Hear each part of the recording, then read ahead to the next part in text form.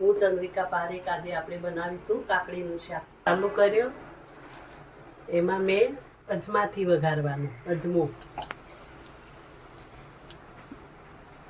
અજમો અને હિંગ સરખું નાખવાનું.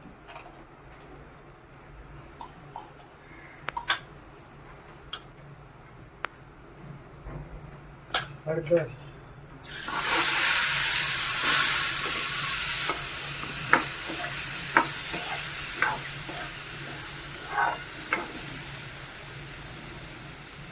થોડુંક ચડી જાય પછી મસાલો કરવાનો. હવે એની અંદર થોડો ગોળ નાખવાનો, ધાણા જીરું, મરચું,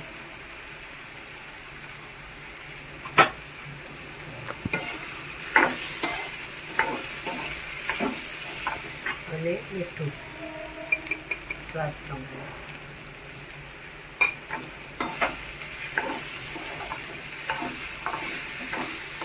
અને તેલ ફૂટે ત્યાં સુધી ઢાંકીને રાખવાનું.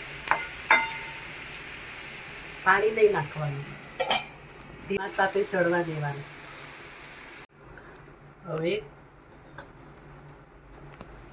હવે હું થોડો ચણાનો લોટ નાખું અંદર.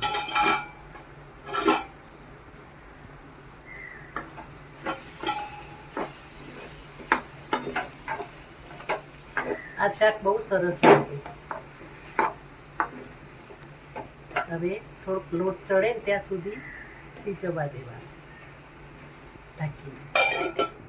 જોઈએ, આપણું કાકડીનું શાક થઈ ગયું બરાબર. સરસ સરસ.